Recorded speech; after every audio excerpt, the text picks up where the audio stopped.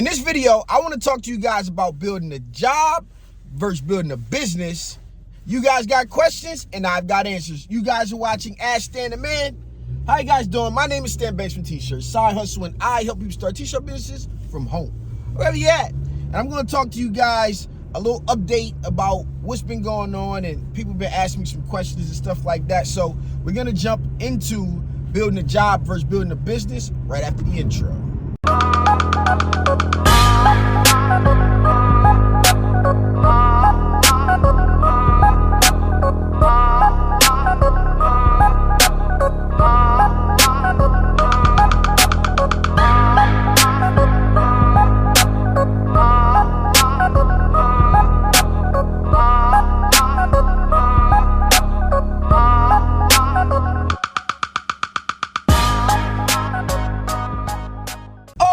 Okay, let's jump right into it. But before we do, you guys know what I need you to do for me. I need you to like this video, comment, subscribe, do all that good stuff, because I make videos like this all the time. Yes, I mean all the time. So I'm gonna get back to question of the day pretty soon here. A lot of people have been asking me, so if you got questions, put them down in the comments below, and that way I can hopefully put it in one of the next videos that comes up. So a lot of people have been asking me for updates about what's been going on with the store and all of this stuff. And I'm gonna talk about that. And then the more important subject matter here is job versus business. Which one are you building, right?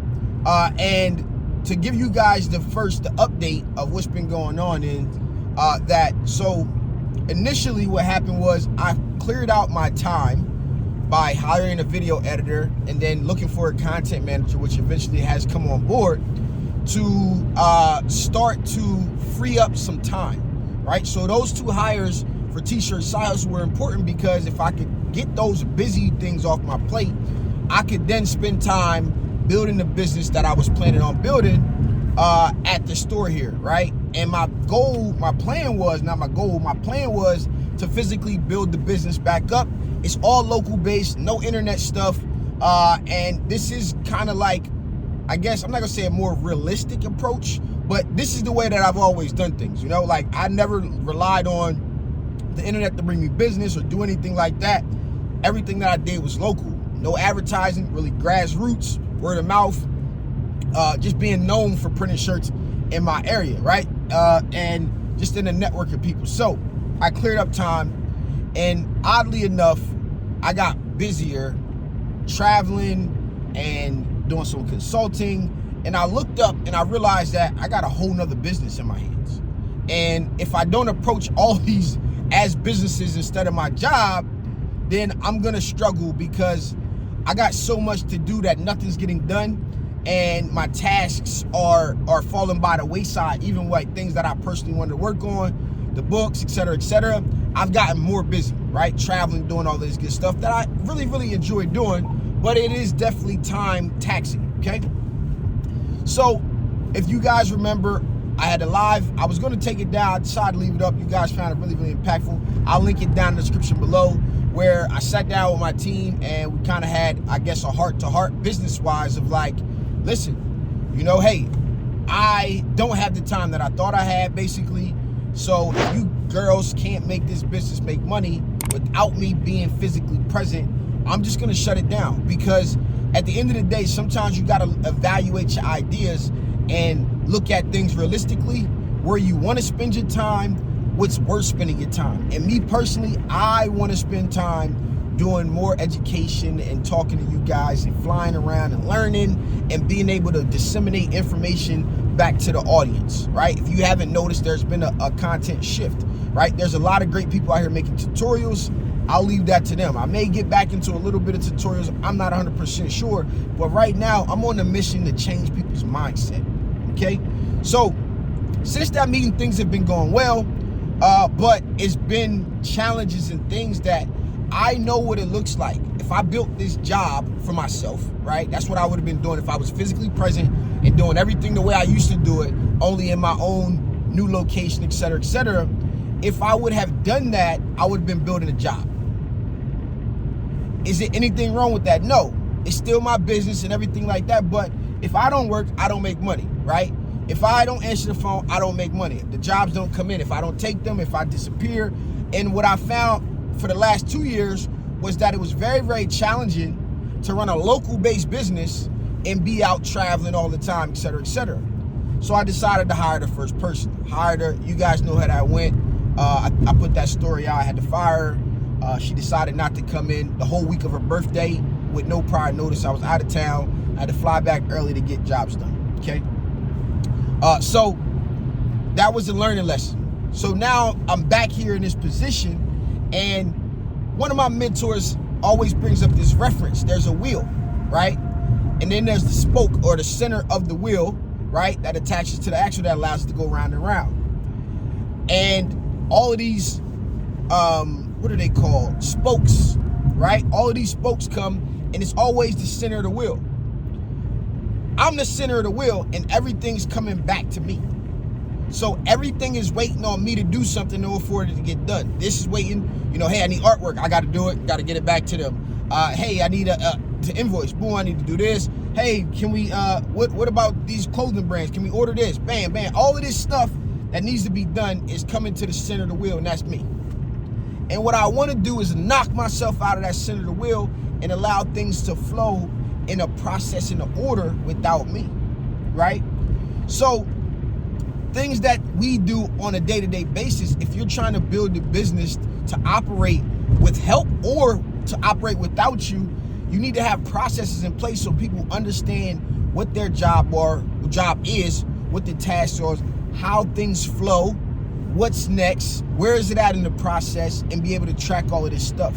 And this is the learning phase, because I have a very, very little amount of time to be organized.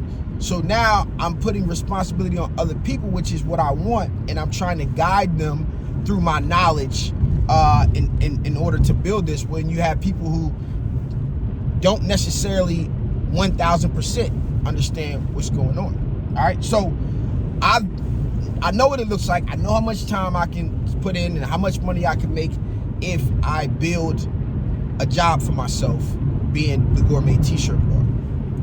I'm on a whole new set of challenges that some of you may be approaching or may want to approach at some point, and I'm here to share with you guys the journey to hopefully help you guys throughout the process. And I'm learning and asking questions of my mentors about different things, like, first it came to cleaning up the books, making sure your books is all right, workers' comp, and all of these things that hit you from a legal tax standpoint. All right, cool. On the other side of that is, hiring people. And now I'm like, wait, I hired people to do certain things. We had conversations, but I need to get it out and put some HR into the business and have job descriptions. Let people know what the responsibilities are, right? And I sat on the shirt show the other day, and we had a conversation, and I kept asking them, and I asked questions as well, because these are two guys who have successful shops with multiple employees, success in their own manner, right? But they got multiple employees, something that I have not experienced. So I'm asking them, what would you do if you started over building your shop? And one of the things that they mentioned was standard order of operations and procedures, right? Your operation, your SOPs, how things flow, how things move, what are the actual steps. And it's funny because I think back to, this is basically writing out a class, okay? And I already have this written. So what I've been doing was I've been going through this process of writing these order of operations, SOPs for the store. How to take somebody's file, how to prepare for a cut file, how to do all of these things, but I'm writing it as I'm teaching it so that I know, right? And every once in a while, we run into some mistakes, different things happen. So I'm away for a while, and, a job is there, it's getting done, we following the steps, it's not working. I come back, I'm like, all right, don't worry about it. We'll get to it when I get back. I get back in town, I'm like, all right, go ahead and do it. We're talking, hey, this was going on, nope, just do it. Instantly it works. And I didn't say or do anything, but we got to understand back to where we struggled in the business and getting started and not having anybody to learn from, how challenging it was. And, things that come first nature to us aren't. So I'm in the process of writing out those things, and I'm learning what to add to it every day. Like yesterday, we had a big job and, you know, using transfers. So she did all of the tops first, and then she stacked all of the pants, and then she did all of the pants. However, she didn't realize that certain colors needed certain colors, like white or black print, depending on the color. So some of the, only one set got messed up out of all of them, which is not a big deal.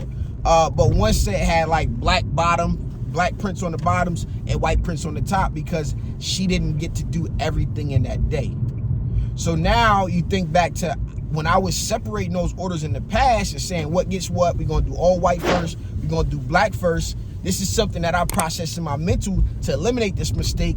But when I remove myself out of the equation and I ask somebody else to take on that task, I gotta give her all the information, and it's important. We think it's simple, but it's really not that simple. So I needed to write this out and give it to her to say, here's how I want you to do things. And now I can't blame her because I would have like, oh man, I know why she made that mistake. I should have told her when I was doing it before why I do it this way, right? And so now we give her a standard order operation. She understands these things, your SOPs. We teach, we understand. Now we can pass the onus on like, hey, listen, what does your SOP say? We have a Bible, a law, a constitution of our business that we can refer back to and say, what does it say you should do based on what is written in the book, right? Or in the SOPs, wherever they may be. And this is something that's going to forever grow. And as you get into different departments and shops, you got screen print shop, you should have them for the washout room, the screen room, you should have them for the press operator, you should have them like what is everything in your shop that goes through everything. And this is going to change as you add new equipment. It's going to change as you do different things, as you grow. Everything's going to change as you add departments or add people. People's job and the roles are going to change. But think about that wheel as I bring this whole thing back together. Knock yourself out of the wheel. When it goes from one part to the next, what is the process of how it should move? Where does it go when it's done? Where do you put it? You know, I never used to really have to use order sheets, but got garments coming in, jobs ready to be printed. We got 3 people touching hands and giving directions on different things, but I can't see it on paper. So last night we made up a quick order mock-up and with the sheets, and we took all of the shirts that have shipped and landed here. We put all of them together. I ordered envelopes or slips, job slips to put them into bright green, and I'm learning all this stuff that I've seen around in people's shops and I've talked to people about, but I never really needed them because it was just me running my job.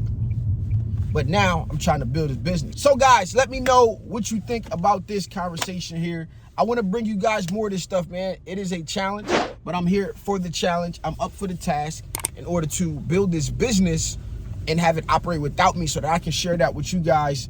And time-wise, I'm able to do more and more and more and more for you guys, man. I told you guys, I'm on a mission to change your mindset.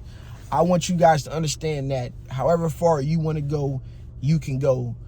Because there are multiple people, not just myself. I don't need to be the master and expert in everything, but there are people out here doing the work, and you guys can look at what they're doing and you can know, hey, you might be doing onesies today, but you can have 2 autos in a shop tomorrow if you wanted to go that route or not. You know, I sat with a shop and they said, I don't want to grow no bigger. I want to be just about where I'm at. I don't want to have certain headaches, and you figure that out and you can stop and nobody can tell you where to go but you.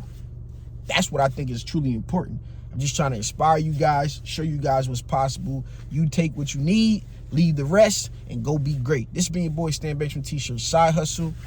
Peace.